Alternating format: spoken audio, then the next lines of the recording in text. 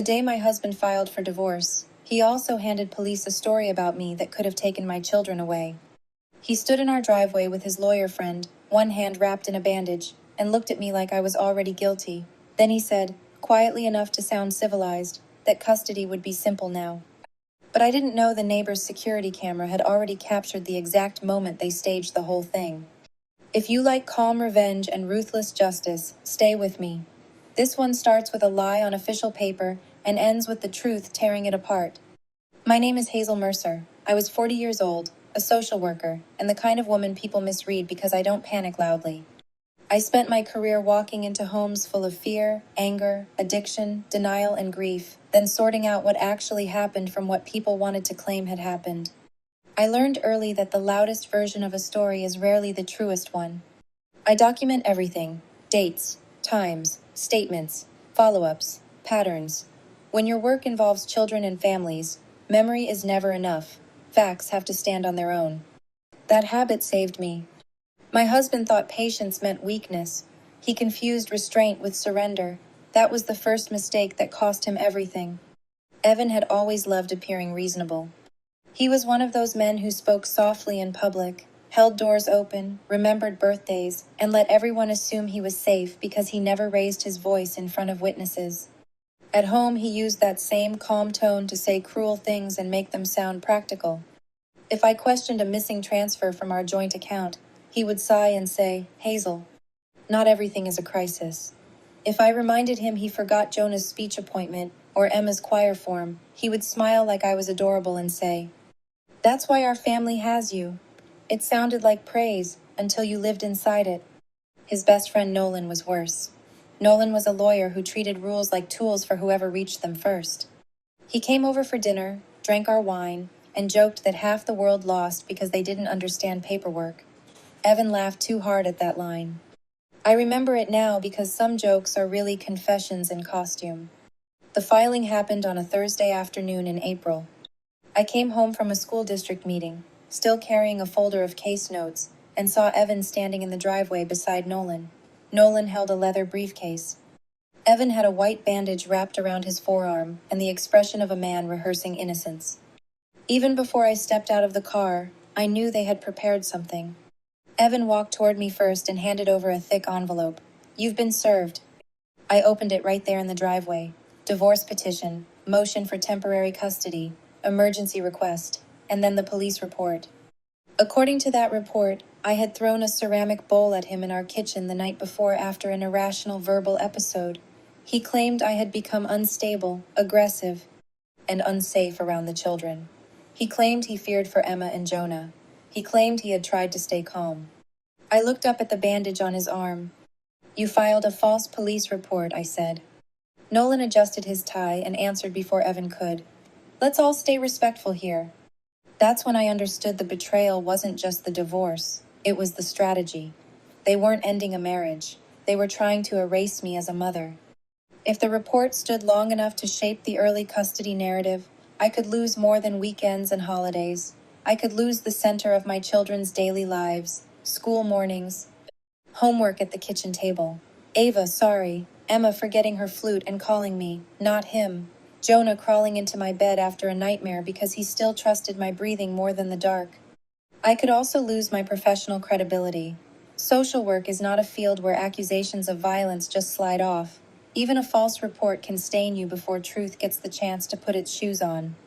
And there was another layer to it, one that made my stomach turn. Evan knew exactly how institutions work. He knew one official-looking lie could do more damage than 10 private betrayals. He was counting on the paper itself to scare me into a bad settlement. But I didn't know yet how badly he and Nolan had staged the whole thing. The false police report was the worthless gift. Not because it was harmless. For 2 days it had too much power. People looked at me differently the moment they heard the phrase domestic incident. My own sister called with that careful voice people use when they want to support you but are already adjusting to doubt. A mom from Emma's choir stopped texting back. Even the clerk at family court glanced at the report longer than she looked at me. That was the point. Evan wanted humiliation to do the work before evidence ever had a chance. He wanted me ashamed, defensive, disoriented. Instead, I went into the kitchen and stood exactly where he claimed I had attacked him. The ceramic bowl he described in the report was sitting on the open shelf above the counter, untouched. Same blue glaze. Same little chip on the base. Same dust ring beneath it. The next morning, I photographed the bowl from 5 angles. That's when the case began. 4 months later, their story had started to smell wrong, even to people who wanted to believe it. By then, I had a 3-inch binder organized with tabs: police report, medical note, text messages, school schedule, custody calendar, photographs, and timeline. I had also learned something useful about liars. If you let them tell their story long enough, they always over-explain the part they invented. The report claimed the incident happened at 8:17 p.m. on a Tuesday night. But at 8:17 p.m., I was not home. I was seated in the middle row of the school auditorium watching Emma's spring choir concert. I had time-stamped photos. The school had event logs. 2 mothers sat beside me. One of them even borrowed a tissue from my purse when the 5th graders sang too loudly off-key. That timestamp was the crack. Then my phone rang. It was Mrs. Alvarez, the retired nurse who lived 2 houses down. She asked if I had sorted out the nonsense in your driveway yet. I told her I didn't know what she meant. There was a pause, and then she said, "Come over. I think I have something you need to see." I brought a notebook and left with a war plan. Mrs. Alvarez had 2 exterior cameras. One was a doorbell camera facing her front walk. The other covered part of the street and, by pure luck, the edge of our driveway. She also had the kind of memory that made younger people nervous because she noticed everything and forgot nothing. She told me that on the night Evan said I attacked him, she saw Nolan arrive around 8:31 p.m. She remembered because his car blocked part of the curb where delivery vans usually parked. She saw Evan walk outside looking perfectly fine, no blood, no injury, no panic. Then she showed me the footage. At 8:34, Evan and Nolan stood beside Nolan's open trunk talking. At 8:41, Nolan reached into a first aid kit and handed Evan something white. At 8:44, Evan wrapped his own arm while Nolan watched. At 8:48, they both looked toward the street. At 8:56, my car turned the corner and pulled into the driveway. I wasn't even home when the incident supposedly happened. That's when the air left the room. But I didn't know the next piece would be even cleaner. Mrs. Alvarez mentioned hearing children singing from the school auditorium live stream on her tablet that night, which reminded me to ask the choir director for event footage. The next morning, Miss Bennett called me back. "We still have the auditorium recording," she said. "And Hazel, you were here after the concert too." Emma left her folder under the risers. That mattered, because now I had footage showing me in the auditorium at 8:17 p.m., and witness confirmation that I stayed after to help Emma find her music folder until nearly 8:50. 2 other parents signed statements placing me there. The school parking camera showed my car leaving at 8:52. Then my phone rang again. This time it was Mara, my attorney. Her voice was calm, clipped, almost pleased. "Hazel, with this timeline, their case is dead. With the witness statement, their credibility is." The temporary custody hearing took place in a cramped courtroom with bad fluorescent lights and worse acting. Evan wore a charcoal suit and a face designed to suggest concern without guilt. Nolan sat in the second row, no longer officially representing him, which told me someone had already advised him to create distance. Smart. Too late, but smart. Mara leaned toward me and said, "Let him commit to every detail." He did. Evan testified that I threw the bowl at 8:17 p.m. after he told me he wanted a divorce. He said the children were upstairs. He said he felt unsafe. He said he filed the report because he had no alternative. He even touched the bandaged arm at exactly the right moments, like he'd practiced sincerity in the mirror. Then Mara stood. "Mr. Mercer," she said, "you're certain the incident occurred at 8:17 p.m.? "Yes." "And Mrs. Mercer was physically present in the kitchen?" "Yes." Mara clicked her remote. The courtroom screen lit up with the school auditorium footage. Timestamp visible. Me, clearly seated between 2 parents, watching Emma sing. Evan stopped blinking for 1 full second. Mara said, "Would you like to revise your answer?" He cleared his throat. "The exact time may have been off." Mara nodded once, almost kindly. "Then perhaps this will help." Next came Mrs. Alvarez's driveway footage. Nolan arriving. Trunk open. First aid kit. Bandage.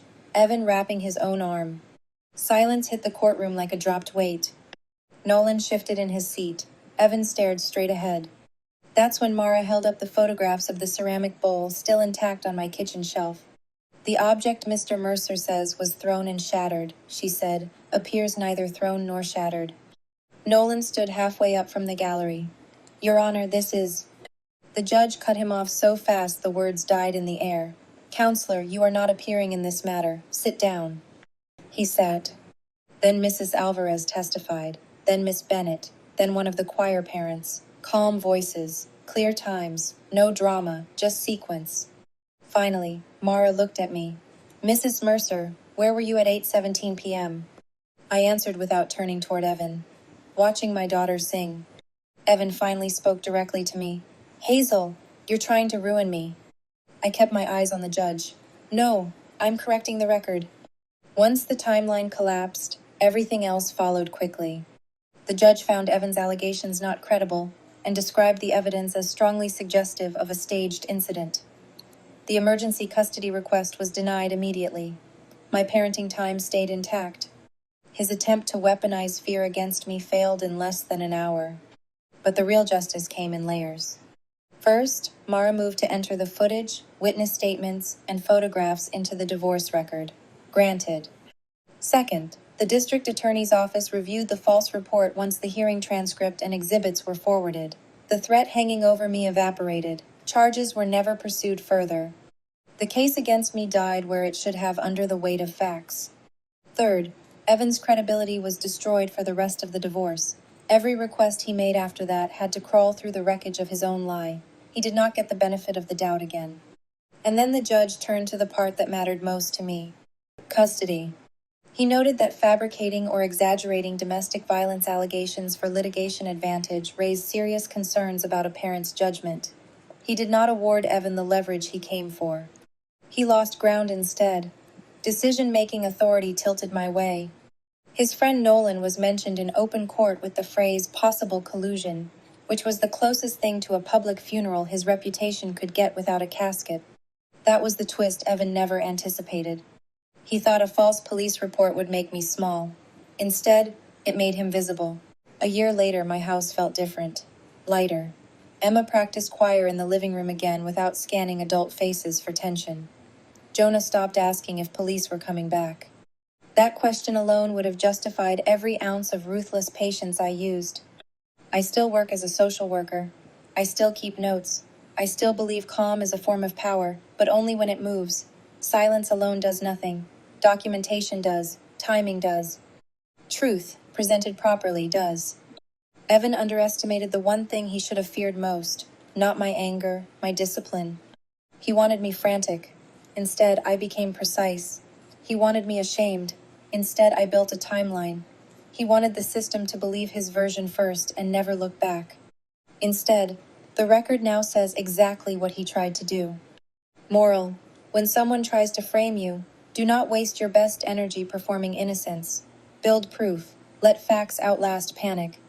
And if a lie is staged to take your children, make sure the truth is the only thing left standing in court. Tell me in the comments, what was the exact moment you knew Evan's story was finished? And subscribe for more family drama stories where betrayal meets calm, ruthless justice.